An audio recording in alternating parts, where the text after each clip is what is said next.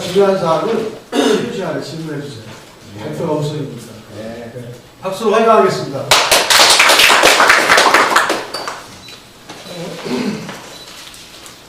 제가 발표할 논문은 주전 2세기경에 히브리어에서 헬라어로 번역되어진 70인경 욥기서에 관한 내용입니다. 특별히 그 당시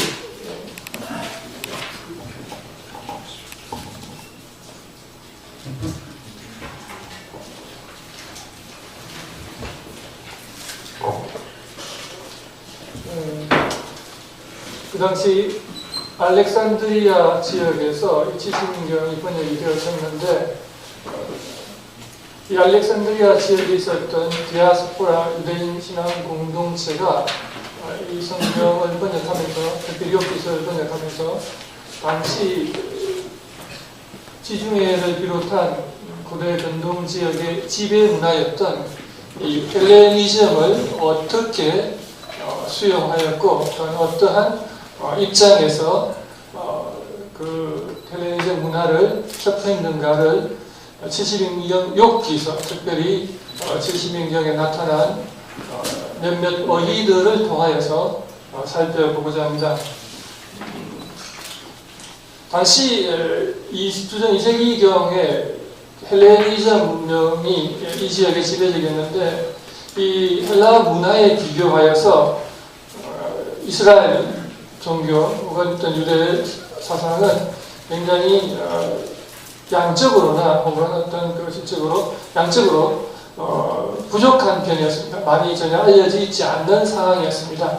그래서 이 당시 번역이 되어지면서 어떤 소수의 언어가 사용되어졌던 히브리어 경전이 당시 지배 문화 다수가 사용하였던 헬라어로 번역되어졌다는 것은 오늘날로 말하자면 일종의 특정 민족이 지구에 있는 어떤 보편 문화로 나아가는 하나의 과정이라고 볼 수가 있습니다.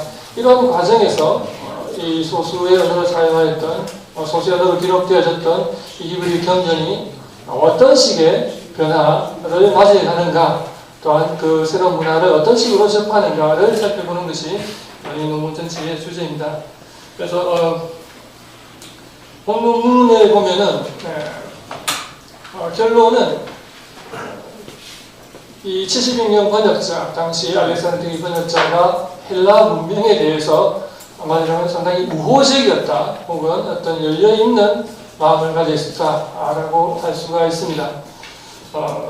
70인경 욥기에서 보면은 가장 두드러지게 드러나는 그 중에 하나가 욥기서 42장 14절에 보면은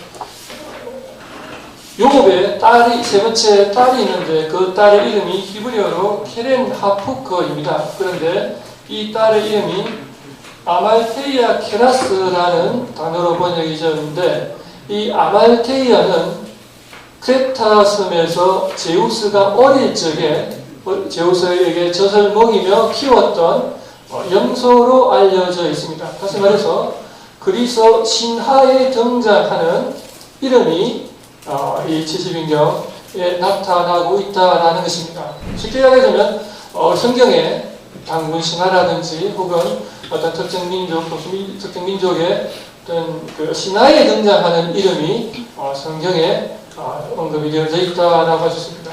이것은 이 하나의 단적인 예이지만은 당시 이 70인경 욥기 번역자 혹은 그가 속하여져 있던 신앙 공동체가 그리스 문화를 어떻게 이해했는가를 단적으로 보여주는 아주 중요한 예 중의 하나입니다. 아무튼 이를 계기로 하여서 이 아말테이아, 즉 그리스 신화에 나오는 이름뿐만 아니라 다른 어디들을 통하여서 전체적으로 여기서 전체에 나타난 이런저런 단어를 통하여서 욥기 번역자의 어떤 헬레니즘을 타는 어떤 자세를 살펴보는 겁니다. 그래서 저는 먼저 크게 이 논문은 크게 두 부분으로 구성이 되어져 있습니다. 내용성으로 볼 때 제가 제목을 헤브라이즘을 넘어 헬레니즘을 향한 도전이라고 했는데 히브리어 성경은 기본적으로 셈족 문화 혹은 히브리적 요소를 담고 있습니다. 즉 히브리어 문화와 언어와 생활 방식을 포함하고 있습니다. 그런데 이러한 특정 민족 혹은 특정 지역적의 어떤 한계를 범위를 뛰어넘어서 보다 넓은 지평, 헬라 문화를 향하여서 나아가고자 하는 흔적들이 있는데, 먼저 저는 이 헬레니즘으로 나아가기 위해서 셈족 문화 혹은 히브리적 요소들을 번역자가 어떤 식으로 제거하였는가 혹은 지웠는가를 한번 살펴보고, 그 다음 두 번째로는 히브리적 요소를 단순히 지우는 데서 그치는 것이 아니라 헬라 문화에 나타난 주요 단어를 받아들이기 위해서 헬라 문화의 옷을 어떻게 또한 입혔는가, 이렇게 해서 크게 두 부분으로 나누었습니다. 그래서 39쪽 보시면은 셈족과 헤브라이즘 벗어나기 이렇게 제목이 있습니다. 3.1을 보면 신인 동영 동성 없애기 나와 있는데, 여러분들 잘 아시다시피 히브리어 성경의 구약 성경에 보면은 하나님이 마치 사람과 같은 모습 혹은 사람과 같은 어떤 성격, 하나님이 노하시고 같은 혹은 질투하시고, 또 하나님의 어떤 사람과 같이 하나님의 눈이라든지 이와 같은 것들이 많이 있는데, 이런 걸 우리가 신인 동영 동성이라고 이야기합니다. 근데 이 헬라어로 된 72명의 욥기에 보면은 이러한 신인 동영 동성과 관련되어진 부분들이 사라졌다라는 겁니다. 그래서 저는 이제 여러 가지 예를 통하여서 번역자가 의도적으로 하면은 체계적으로 헤브라이즘 요소 중에 하나, 헤브라이즘의 특징 중에 하나인 신인 동성 동성적 표현을 의도적으로 제거했다. 그 중에 첫 번째 예를 하나 들면은 40쪽에 보시면 하나님의 아들들이라는 있습니다. 베네하 엘로힘이라고 해서 하나님의 아들들이라는 표현인데, 이 욥기에서는 이 표현이 3번 나타나고 있습니다. 그런데 이 표현들이 전부 다 호이 안게로이 투 데우레에서 하나님의 천사들 혹은 하나님의 심부름꾼들로 번역되었습니다. 우리는 하나님의 아들들이라는 표현이 성경 전체의 내용이 익숙해져 있기 때문에 문맥에 따라서 이것은 진짜 하나님이 나 육체적으로 낳은 아들이 아니라 하나님의 어떤 수종되는 사람 혹은 하나님 천사들로 선입견에 의해서 이해를 하고 있지만, 이것은 자칫 잘못 이해하면은 하나님께서 어떤 사람처럼 동일하게 아들을 낳은, 즉 하나님의 어떤 실제 아들로서 이해되어질 수 있는 부분입니다. 따라서 이 번역자는 이것을 아들들이라는 표현을 벤이라는 단어를 없애버리고 거기다가 안겔로스, 심부름꾼이라는 단어를 집어넣었는데 3번 나타나는데 모두 동일하게 하나님의 아들들이 하나님의 천사들로 바뀌었다라는 겁니다. 이것은 시편 29편 1편에 보면은 동일하게 거기에도 보면 하나님의 아들이라는 표현이 나오는데, 이 시편 72년 번역자는 하나님의 아들을 하나님의 천사로 바꾸지 않고 그냥 동일하게 히브리어 원문대로 하나님의 아들로 남겨두었다라는 겁니다. 이것은 분명히 72인경 욥기 번역자가 시편 번역자와는 구별되어지는 번역 정책 혹은 의도를 가지고 있다라는 것을 분명히 보여주고 있습니다. 이뿐만 아니라 우리가 흔히 히브리어 성경이 헬라어로 번역이 되어진 성경하면 70인경으로만 알고 있는데, 실제 히브리어에서 헬라어로 번역이 되어진 것은 70인경뿐만 아니라 여러 가지 번역이 있습니다. 테오도신이라든지 아킬라라든지 신마쿠스 이렇게 있습니다. 근데 이러한 테오도신이나 아킬라 성경에서는 하나님의 아들들을 그대로 원문 그대로 하나님의 아들들로 번역했다라는 겁니다.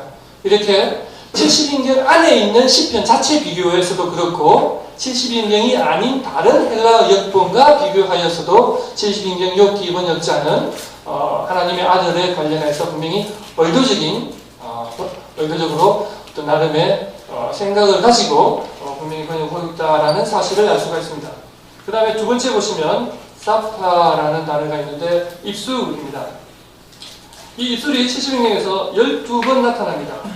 근데 이 12번 나타나는 이 사파라는 히브리어가 사람의 입술을 가리킬 때도 있고 하나님의 입술을 가리킬 때도 있습니다. 근데 번역자는 사람의 입술로 나올 때는 그대로 사람의 입술로 번역을 해버립니다. 근데 그게 하나님의 입술과 관련이 되어졌을 때는 사파라는 단어를 제거해버립니다. 이것은 번역자가 의도 있게 번역에 개입하고 있다. 그리고 그 의도에는 뭔가 이유가 있을 것이다 라는 사실을 알 수 있습니다. 그 다음에 41쪽에 보시면 폐라는 단어가 나옵니다. 이 폐라는 단어 역시 욥기서에서 36번 사용되어지고 있는데 하나님의 입술과 관련되어진 경우에는 폐를 번역하지 않았다라는 겁니다. 이 역시 앞서 보았던 대로 테오도션은 분명히 다른 테오도션은 히브리에 나와 있는 그대로 입술을 하나님의 입술일 경우에도 번역을 했다는 것이 확인되어집니다. 따라서 이 역시 70인경 욥기 번역자는 분명히 의도 있는 번역을 하고 있다는 것을 확인할 수가 있습니다.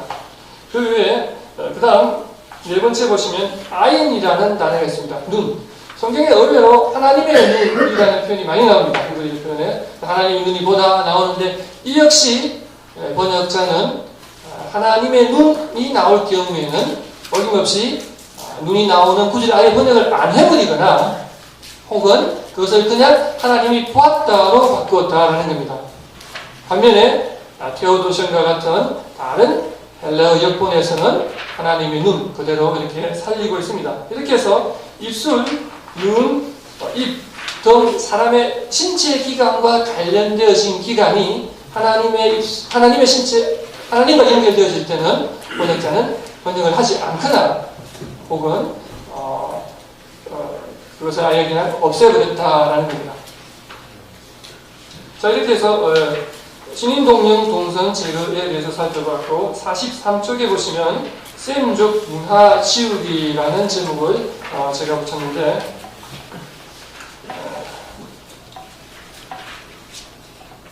셈족 문화에서 통용되어질 수 있는 단어가 있습니다. 고유명사라고 할 수가 있겠죠. 이러한 그 특정 민족이나 혹은 어떤 특정 집단 혹은 어떤 특정 사물을 가리키는 고유명사들이 보편명사 혹은 보통명사로 바뀌어졌다는 겁니다. 어휘는 그 문화와 밀접한 관련을 가지고 있습니다. 우리나라 화폐 단위가 원을 쓰듯이 이런 달러를 쓰듯이 이 화폐 단위 혹은 어떤 사물들은 특정 문화와 밀접한 관련이 되어져 있는데 셈족 문화권 안에서 통용되어지는 단어를 의도적으로 72명 욥기 번역자가 제거하고 있다. 그 중에 예를 하나 보면은 첫 번째 보시면 321 보시면 쉐바라 나오는데 우리 번역에는 흔히 사바로 이렇게 많이 번역이 되십니다. 성경에 보면은 사람 이름 혹은 소수 민족을 가리키는 경우에 사용되어집니다. 근데 욥기를 제외한 다른 성경을 보면은 대부분 그대로 음력을 하고 있습니다. 뭐 우리가 다른 어떤 외국 민족을 이야기할 때 우리말을 바꿀 때 그대로 음력을 하는 것처럼 쉐바 역시 사바로 그대로 음력을 하고 있다 이겁니다. 고유명사니까 당연히 그렇게 하는 것은 특별히 이상하지 않습니다. 아주 자연스러운 겁니다. 그런데 70인경 욥기 번역자는 이 쉐바라는 단어를 고유명사로 즉 음력을 하지 않고 일반 보통명사로 바꾸었는데 포로로 잡아가는 자 아이크 말로테오에서 포로로 잡아간다라는 그 동사를 분사형으로 만들어서 보통명사가 일반화 시켰다라는 겁니다.